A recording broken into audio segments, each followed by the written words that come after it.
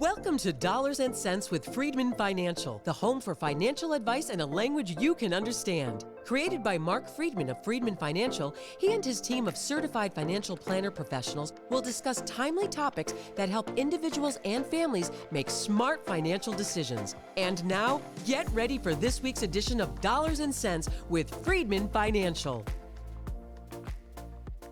Welcome back to another edition of Dollars and Cents with Freedman Financial. My name is Marc Freedman. And I'm Marion Gilman. And we're here to provide you with a little financial advice in a language you can understand. Marion, it was hot here this past week. It certainly was, but the past day or two has been great. Finally, we've had some beautiful weather. I know. Have you been using that pool? I finally got to use the pool this past week because it was so darn hot.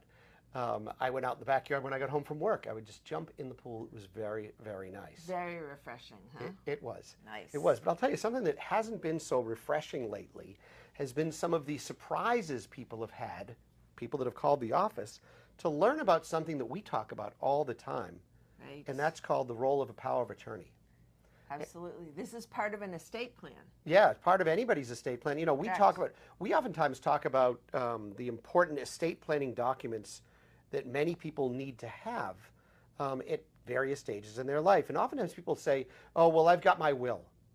Well, what do we say about the will, Marion? You know, the will is important, but truthfully, most of your assets might not even go through a will. Sometimes the will is almost superfluous.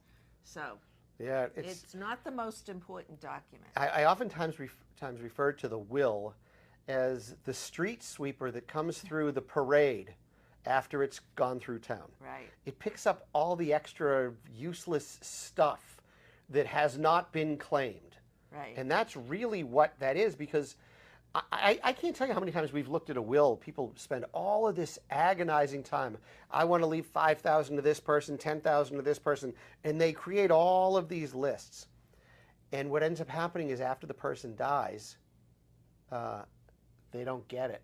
Yeah, and you know, I mean, it depends on how your accounts are set up, whether or not the will ever comes into play. Right. Now, I know I mentioned the word power of attorney at the very beginning of this, and we're going to get to that in a second, but since we're playing with the will issue right now, think about this. I want you to think about all the various accounts you have. If you have named a beneficiary, not in your head, but named on a piece of paper, like your 401k, your IRA, a life insurance policy, an account that you might have at the bank. If there is a beneficiary named, maybe it's your spouse, maybe it's your parents, maybe it's your sister, whomever it might be. Kids. Or you have a joint account at the bank or at an investment place. A joint account, the other person is the beneficiary. Or if you see something that says TOD or POD, transfer on death, or payable on death, that means that there is a beneficiary on there. So if you were to die, the beneficiaries get all of the stuff that has been named to them by virtue of those documents. That's right. It never goes through the will. The will never comes into play. So unless you have items, assets, investments that don't have a specific written named beneficiary, let's say you have an account at Bank of America with $50,000 in it, and it's just in your name, well, that account will go through the probate process, through the will, and then you'll be able to divvy up all that stuff to those people that you might have named in the will. Right. But if you don't have assets that are, if you have assets that are all assigned to somebody else, the details of who's going to get stuff in the will might not ever come true. Absolutely. So that means that if you've named people in the will, and nothing goes through the will, those people get nothing. Nothing. Zero. Just know that. So if you want to talk about that further, we can discuss that. But I also want to talk about this issue with the power of attorney, because this has come up a few times. We often talk about how important a power of attorney is, right? I think a power of attorney is more important than any other document that you create, quite honestly. Estate planning. And why is that, Marion? And that's because a power of attorney exists because you are naming somebody who you trust to take control of your financial life, your assets, in the case that you are incapacitated. So think about that. I mean, if you're in a coma in the hospital, who's going to pay your bills for you? Who's going to take care of your mortgage, whatever it might be? That's the role of the power of attorney. I mean, you're in the hospital, you're hoping you come home and you have your finances are intact. The power of attorney is responsible. And what happens if you're traveling overseas and documents have to be signed, or bills have to be paid, or you've aged over time and you're no longer capable of managing your own affairs? Right. Well, the power of attorney gets put into play, and oftentimes you sign that power of attorney document when you're in good mental state. You think about, who do I want to be my power of attorney? Absolutely. And that person provides that document when they need to step up and serve in your capacity. They show it, and they get to sign as power of attorney with the document. Right. But what ends up happening over time is we see many people who sign a power of attorney, and then they forget that they named that particular daughter or that particular son or that particular person as the power of attorney. And as life has gone on, perhaps you feel more inclined to name somebody else as the power of attorney, or for whatever reason it might be. Right. Just because mom or dad said, well, I now want you to be the power of attorney, that doesn't work if the document has not been updated. Correct. Even if mom writes a note that says, I want so-and-so to be my power of attorney, that isn't updating the power of attorney document. We've had a few instances, well, one in particular this week, where there was some issue that a particular member of the family was named as power of attorney. That person no longer wants to be power of attorney, and one of the other siblings has assumed responsibility for taking care of mom's needs. And so she just assumed that she would now serve as power of attorney. But the document says otherwise. And so this person calls our office and says, I need to get information about mom's accounts because I want to know, I want to know what's here. We got to pay the bills. We got to manage it, all that kind of stuff. And we're saying, well, we can't provide that information to you. We can only provide it to the power of attorney. That's our responsibility. Right. And she says to us, well, my sister doesn't want to be the power of attorney, and my mom doesn't want her to be the power of attorney. She wants me to because I've been taking care of her. Well, without an update to that document, we can't do it. I can't provide any information. Right. And so she said, well, what do I need to do to get reassigned? I said, well, you need an updated power of attorney. And she said, well, mom is not in any mental state. In fact, she's been deemed unable to make decisions on her own. So that's a problem. Isn't it? That is a big problem. So, and most people don't recognize that. They don't. Okay, so we now run that scenario, so we can't assign that person. So there are ways around that.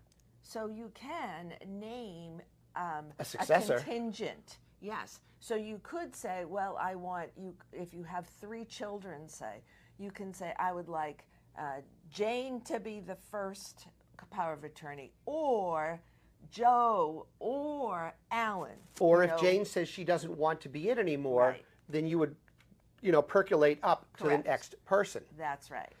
But here's what happens next, and this is going to be a totally different scenario. Switch to a different person. Somebody has been named the power of attorney and has been power of attorney for mom for the longest time and acted as the power of attorney in that case, requesting money from accounts, doing what they needed to do, and then mom dies. Okay? And then the person calls and says, well, I need some money to pay mom's bills. I need to do that. And I said, I'm sorry. You are no longer the power of attorney. What do you mean? What do you mean I'm not? Yeah, what do you mean? Your role as power of attorney dies when that person dies. That's correct. Now, you may be named executor of that person's estate. You may be named as a successor trustee to that person's trust. You may or may not be named. But we cannot make any further decisions on behalf of mom, in this case, until documents have been updated, new legal documentation is provided to us, tax ID numbers updated, registrations updated. This surprises many people. The power of attorney ceases to exist once the person passes away. And many people find that difficult to understand. And frankly, it's not something that's normally talked about in circles of personal finance. And Marion, you and I happen to be pretty expert in this area. Not that we provide legal advice, don't do that at all, but because we averaged 20 to 25 deaths. We understand the rules, right? Yeah. That's it. I mean, 20 to 25 deaths a year that we deal with in this office. Now, that doesn't mean our clients are always the ones that are dying, but perhaps it's a parent of, a child of, God forbid, or a relative of, or whatever. And so think about this. When a loved one that you know passes away, maybe it's a parent, chances are there's one time in your life, perhaps two times in your life, where you'll have to deal with being the person in charge of managing the settlement of someone's estate, the death of an individual, and perhaps the distribution of assets. Maybe one or two times. Where do you get education on that? Do you just go to Google? Do you use, I don't know, an AI engine? Sometimes the attorneys will help you. They will, at a cost. Absolutely. But also, sometimes attorneys are difficult to understand. They don't necessarily speak in a language that all of us understand perfectly, even us. Yeah. I mean, sometimes we deal with the attorneys and you're never quite sure what they're actually saying. And also know this, and take this for what it's worth. When someone dies and you have to call the attorney, that becomes payday for the attorney. And if they're charging you by the hour or for whatever it is, I mean, they can milk that. They can, look, attorneys do a good job for the most part that we work with. The ones we work with do a good job. But understand, that's a new cost, and who's going to be paying that cost? And how long do we stretch that out? How difficult do we want to be? Oftentimes, clients that we work with, we're giving them some educated both before, during, and after someone passes away. And to educate them in many cases about what's going to happen. And we have a lot of experience in that area. Absolutely. And, you know, for better or worse, it's not a place where we love to operate because it means that typically somebody's in pain because someone else passed away. However, it is a fact of life, and we do try to do the best we can to smooth the process. Yeah, and one of the things that we've gotten to be pretty good at, not intentionally, but it just happens, is remaining rational during emotional times. Right. And when someone passes away, as you know, not only is it emotional, but sometimes it can get very personal. All of a sudden, relatives show up or people that are asking questions that are being a bit more nosy than they should be or having assumptions about what really happens. Sure. We know in our office, as does an attorney's office, of course, we know who we can talk to when there's proper documentation provided to us, and who we won't talk to unless proper documentation is provided. Exactly. And, you know, it's all to serve the wishes of a person who is ill or who has passed away. We want to make sure that your experience is the best it can be, both during life and after you're gone. Absolutely. And frankly, that's what we call financial advice in a language you can understand. So if now is the time for you to get serious about your financial planning and investment management needs, we hope you'll give us a call. 978-531-8108. That's 978-531-8108. Or you can visit us online at freedmanfinancial.com. That's Freedman. 2 E's and a D. Financial.com. And you can go to the bottom of any page on our website, put in your name, your email address, and get our free weekly newsletter. It lands in your inbox every Friday morning at 10:30 Eastern Standard Time. And if you're wondering what makes Freedman Financial different from all of these other financial advisors I read about, I'd encourage you to visit that website, because you can find out about who we are, the fees we charge, the services we provide, the types of clients we have. And this is not coming from some cookie cutter made website. We've written it all ourselves, and it comes from us. So if now's the time for you to get serious about putting your financial house in order, we would love to talk with you. That's going to do it for us this week. We'll see you again next week with more dollars and cents and financial advice in a language you can understand. Have a great day. Enjoy. During today's episode of Dollars and Cents with Freedman Financial, your host may have discussed specific financial planning and investment ideas that are for general information only and not intended to provide specific advice or recommendations. Please remember that investing involves risk and may include loss of principal. Always consult a certified financial planner professional, qualified attorney, or tax advisor prior to investing to determine what is appropriate for you. Securities and advisory services offered through LPL Financial, a registered investment advisor, member FINRA, SIPC.